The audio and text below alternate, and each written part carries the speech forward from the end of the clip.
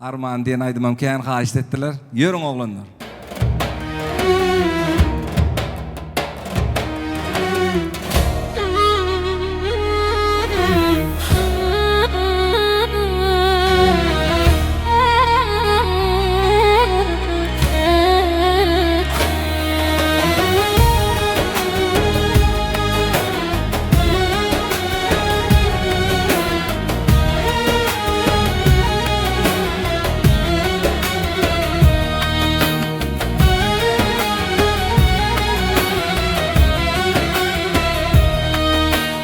Aşkında men perwana, halim armanly.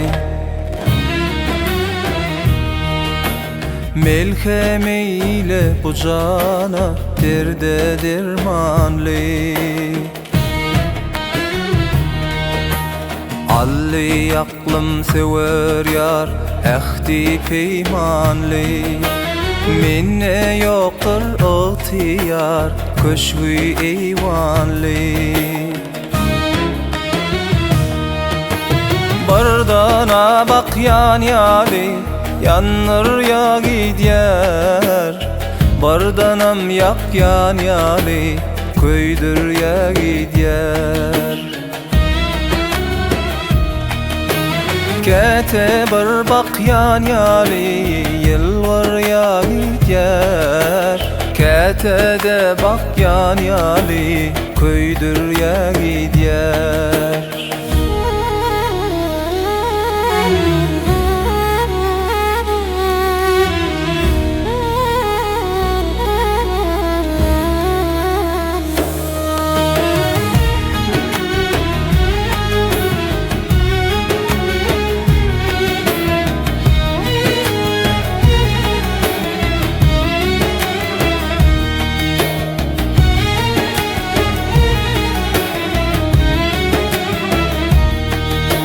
Sen aşkında pervana, sen Leyli halli. Melhemeyle cana, Leyli cemalli. Sen uğrunda pervana, halim armanli. Melhemeyle bu cana derde dermanly. Gözüllerden saylanim, ala göz yarim. Çın yürekten söylerin, sen intizarım. Gözüllerden saylanim, şirin söz yarim. Yüreğimden söylerin, men intizarım. Ay, arşa yetti bularım, sen havarsız yarim.